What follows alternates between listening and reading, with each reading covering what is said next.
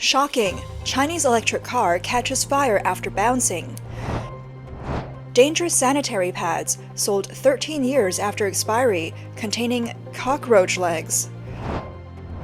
Another CCP agent arrested in New York. China's economy collapses, 800 grid workers unpaid. Soaring vegetable prices in China. People cry, we can't afford to eat. Electric cars, backed heavily by the CCP, have been involved in frequent fire and explosion incidents. On August 18th, a video of a Chang'an Deep Blue SL03 catching fire was shared online. In the video, a brand new blue electric car was seen driving on the street when suddenly the front of the car bounced up. Less than 2 seconds after it landed, flames burst out from underneath the car's front, quickly spreading. The right side of the car was engulfed in flames, with the driver, a man, rushing out of the car. Then he pulled the female passenger out from the left side door. Because this brand is known for promoting the safety and reliability of its batteries, the video quickly drew attention. Some people who shared the video questioned, "Deep Blue, are you really safe?" Others questioned its safety. Others bluntly stated, "The speed at which this car caught fire is truly terrifying." In the early morning of August 21st, a senior official from Deep Blue Motors responded, saying the fire occurred because the tire ran over a broken tile, causing a sharp edge to lift and tear the battery's bottom plate, puncturing 2 battery cells. The official added that the fire extinguished itself after 25 seconds, and since only 2 battery cells were affected, the protective battery design ultimately withstood the test. However, some sharp-eyed viewers pointed out that the video didn't show any lifted tiles, suggesting that the car's sudden bounce may have been due to an internal issue. Others commented, "What kind of new technology is this? Would you dare to drive this kind of electric car?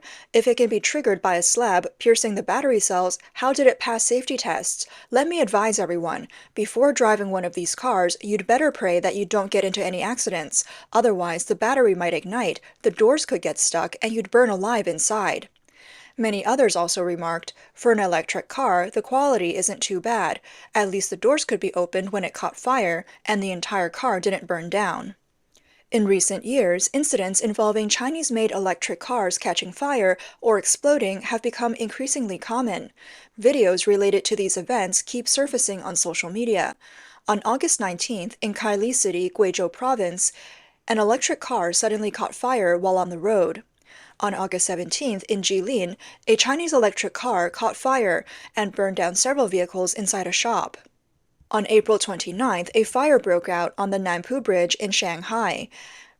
Video footage from the scene showed thick black smoke billowing from a car on the elevated road in Huangpu District.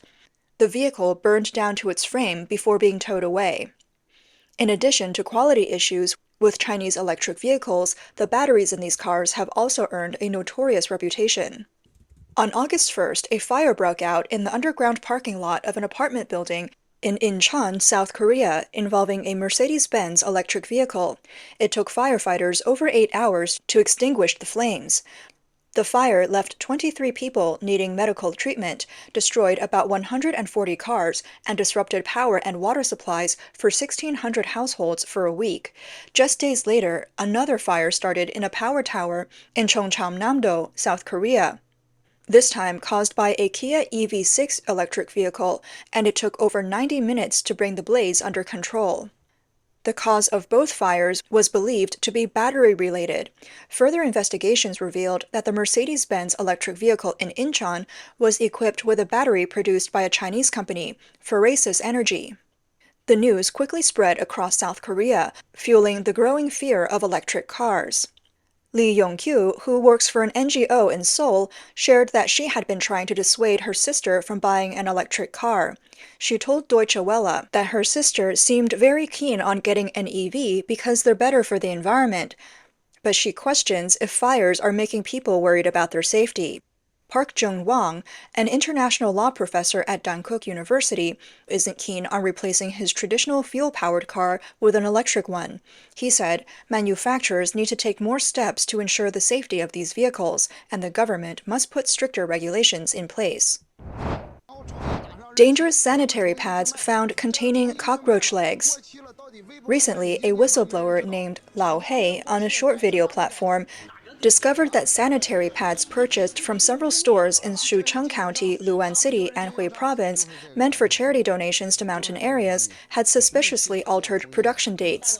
What's even more shocking is that some of these pads, based on their batch numbers, could have expired as long as 13 years ago.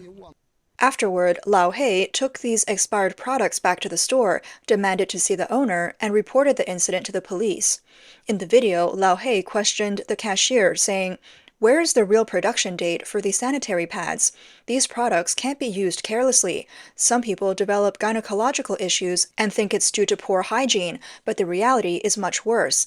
It might be because of expired sanitary pads." Isn't this endangering women's health? The dates have been clearly tampered with, and who knows how long they've really been expired. If we go by the batch number, these were produced in 2008. That means they've been expired for more than a decade. This is a scam targeting both money and health. When the police arrived, Lao Hei pointed out that the original production dates on the sanitary pads had been erased, though faint traces could still be seen. He also mentioned that he and his team had purchased sanitary pads from 7 stores the day before, and all of them had altered dates. However, when asked who the store's supplier was, a female employee responded, "Don't ask." Later, investigation revealed that the distributor for this batch of sanitary pads had its business license revoked back in 2019. The team then followed the clues and located a hub where the dates were being altered. Upon hearing that the police were coming for an inspection, the boss at the site suspiciously placed an item into the trunk of his car and attempted to flee. The team intervened by blocking his vehicle. When the police arrived and entered the warehouse, they found it filled with sanitary pads that had their dates altered. During this time, the boss managed to escape again while Lao Hei's team and the police were distracted, locking the warehouse behind him. Eventually, the Market Supervision Bureau, along with the police, broke into the warehouse and removed truckloads of expired sanitary pads. After this news broke, many people were shocked, asking, "Do sanitary pads really expire?" Experts explained that while sanitary pads, as a daily necessity for women, don't have a strict expiration date like food, their materials can deteriorate over time. The longer they sit, the more their quality degrades, making them less effective. Expired pads are more likely to harbor bacteria, fungi, and other microorganisms, significantly increasing the risk of infections and gynecological issues. Long-term use of expired sanitary pads could even lead to lasting harm to women's health. In the comment section, some netizens pointed out, sanitary pads are extremely sensitive products for women. There can be absolutely no deceit in this area. It's a matter of life. Others speculated, if they're faking dates on hygiene products, could the problem be even worse with expired or counterfeit medications in the medical field? Actually, the scandal involving these sanitary pads was exposed a month earlier. In July of this year, a blogger discovered that unethical manufacturers were recycling fluff pulp and using it to make sanitary pads that harm women. The blogger visited one of the wholesale factories at the source of this production. In the piles of so-called raw materials, he found cockroach legs, cigarette butts, and unidentified body hairs. Simply touching these materials caused redness on his skin. Staff at the facility told him there is an entire underground industry involved in this process. They recycle expired sanitary pads, grind them down, and reuse them as new materials. These materials are contaminated with various impurities and garbage. What's truly disturbing is that the sanitary pads made from these recycled materials look completely normal on the outside. At first glance, they are impossible to distinguish from regular sanitary pads. The blogger enlisted professionals to conduct an experiment, comparing these black market sanitary pads with ordinary ones. They used E. coli, a common cause of gynecological infections, in a culture solution to see how bacteria grew on each product. The results were terrifying. The number of bacterial colonies on the black market sanitary pads was so high that it couldn't even be counted. Using these types of sanitary pads over time could lead to vaginal infections, bacterial vaginosis, endometritis, and other serious health conditions. On August 21st, the arrest of 67-year-old pro-democracy activist Tang Yuanjun caused a stir, as he became the latest Chinese Communist Party spy found hiding in the heart of America. According to court documents, Tang Yuanjun was imprisoned in China for opposing the CCP's one-party rule during the 1989 Tiananmen Square protests. On October 14, 2002, he fled to Taiwan by fishing boat to seek political asylum and later gained asylum in the United States, eventually becoming a U.S. citizen. Tang had been living in New York for years, actively participating in the activities of Chinese dissidents and leading the nonprofit organization Federation for a Democratic China. On the surface, Tang appeared to be advocating for democracy in China. In reality, he was using his role as a cover for his spy activities. It was revealed that during his time in the U.S., Tang maintained close contact with China's Ministry of State Security and made several trips back to China. Investigators found that as early as 2018, Tang began looking for ways to return to China to visit his family. A contact arranged for him to connect with MSS officials online, providing him with the necessary login details. Tang believed this person was an intelligence officer and began emailing with him. From that point until June 2023, Tang regularly received instructions from MSS officers via email, encrypted chats, text messages, and audio or video calls. He provided them with information on US-based Chinese pro-democracy activists and dissidents who could pose a threat to CCP interests. Between 2019 and 2023, Tang traveled to mainland China or Macau at least 3 times to meet with MSS officers. Reports indicated that he always traveled to a third country before entering China directly. For example, in January 2019, he went through Taipei to Macau. In April 2022, he passed through Incheon to mainland China. And in April 2023, he again traveled through Taipei to Macau. After Tang began collaborating with the MSS, the agency provided financial support to his family in China. It was reported that in 2019, Tang scanned and sent business cards of at least 10 Chinese-American immigration lawyers to the MSS.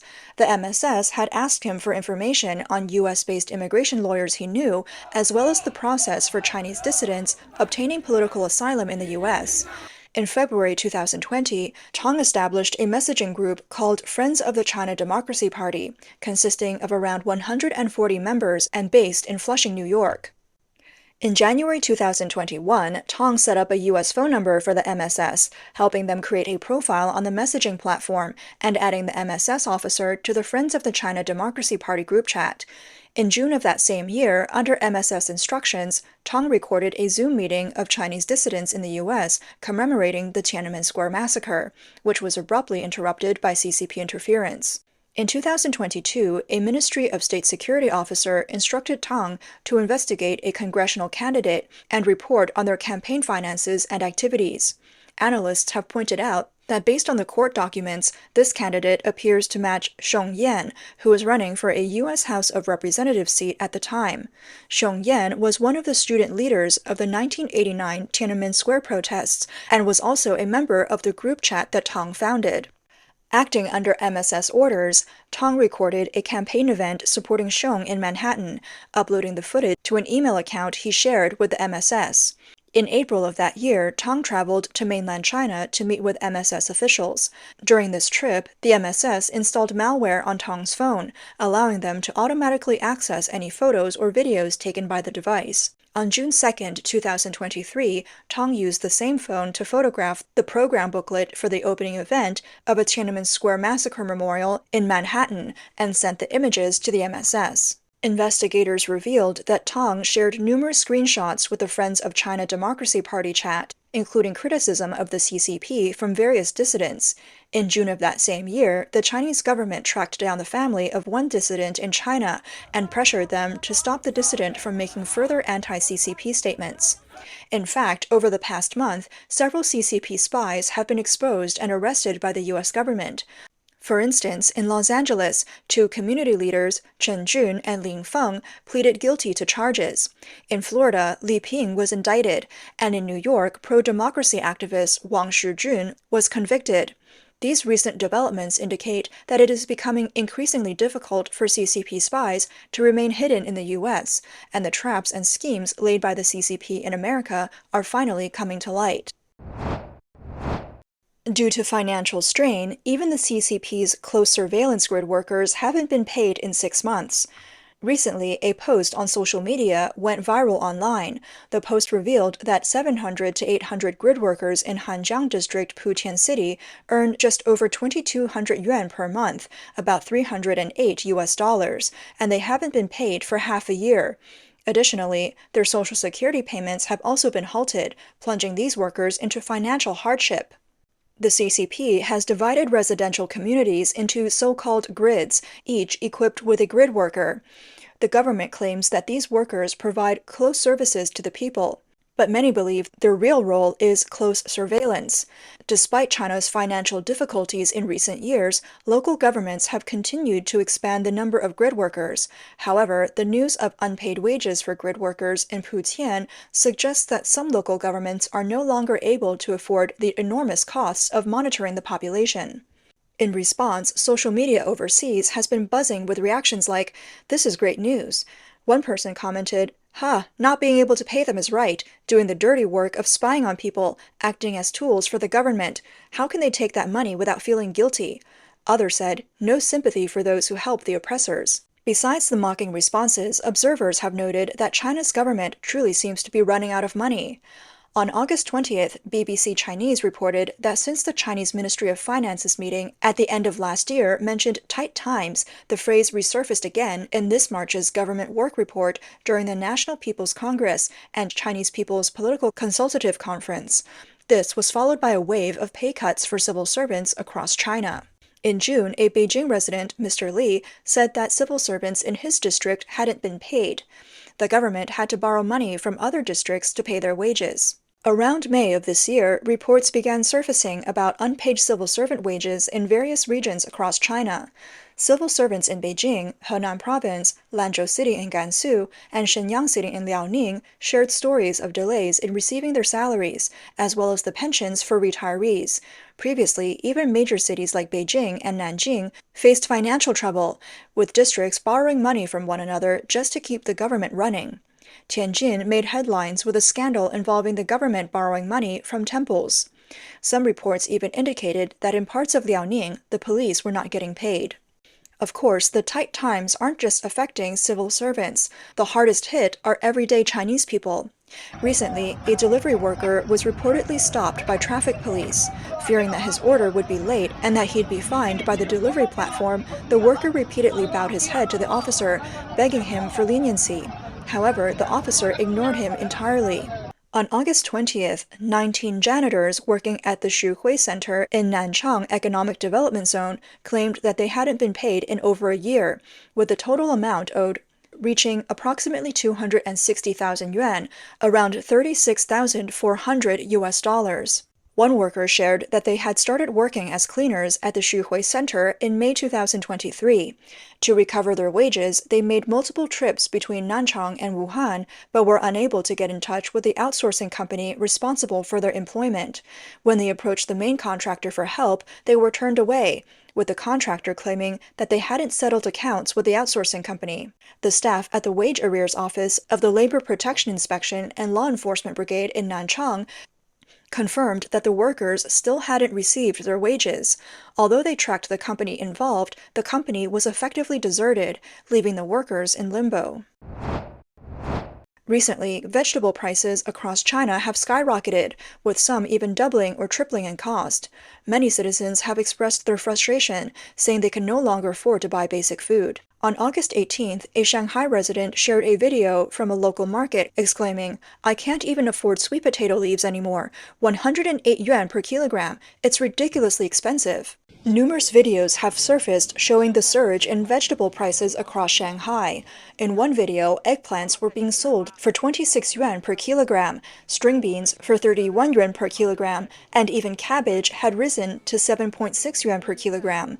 According to some reports, vegetable prices in Shanghai have been increasing for over a month and a half, with cucumbers jumping from 3.6 yuan in mid-June to 12.6 yuan. By mid-August, Shanghai residents were already posting videos lamenting, "Vegetables are more expensive than meat in Shanghai. It's really unaffordable." Nearly 20,000 people across the country have shared similar stories online, revealing that vegetable prices have spiked in their own regions as well. In many cities across provinces, common summer vegetables like cucumbers, eggplants, and string beans have reached prices between 10 and 16 per kilogram. In some areas, the prices are even higher. Mr. Cao from Beijing told Radio Free Asia that prices in Beijing had also surged in recent days, with bok choy rising from 1.8 yuan per kilogram to over 10 yuan, and cabbage nearing 10 yuan. A northeastern resident reported that 3 green onions now cost nearly 10 yuan, while eggplants average 20 yuan per kilogram and string beans are selling for 24 yuan per kilogram. As for the reasons behind the sharp increase in vegetable prices, some Chinese state media have attributed it to a combination of extreme heat and floods, which have reduced vegetable yields. According to reports from the paper, which visited several farmers' markets, the price hikes primarily affected leafy greens, with some vendors citing heavy rains that have made it difficult to transport vegetables. However, many online commentators believe the price surge is more of a result of systemic economic issues in China, blaming man-made disasters more than natural ones. On June 24th, a viral video showed a watermelon wholesale market in Shandong. It was filled with trucks loaded with watermelons as far as the eye could see, but there were very few buyers. The woman filming the video lamented that Shandong's giant watermelons were flooding the market, and whereas they usually sold for at least 50 cents to 60 cents for half a kilogram, this year no one would even buy them for 10 cents. At the same time, media reports indicated that the watermelon market in Xuchang, Henan, was also suffering from a severe sales slump, with prices plummeting. Watermelon farmers had to endure sweltering heat and mosquito bites while staying with their tractors for days and nights just to sell 1 truckload of melons. Some farmers couldn't sell their watermelons at all and ended up dumping them. In addition to watermelons, other fruits such as durians and cherries also faced cold market reception and price drops shortly after being harvested. On various short video platforms in China, many farmers have vented their frustrations about the low prices of their agricultural products. Some said they couldn't even recoup their harvesting costs, leaving their crops to rot in the fields. One video showed a farmer dumping an entire truckload of freshly harvested tomatoes by the roadside. Nearby, another pile of discarded tomatoes indicated that he wasn't the only one struggling to sell his produce. Commentators have pointed out that while consumers are paying more for vegetables, the farmers themselves are not earning much. So where's the money going? The answer lies with the middlemen and retailers. In China's economic system, it's common for hard-working producers to barely make a profit or even operate at a loss, while middlemen and retailers consistently earn a steady income without taking on much risk.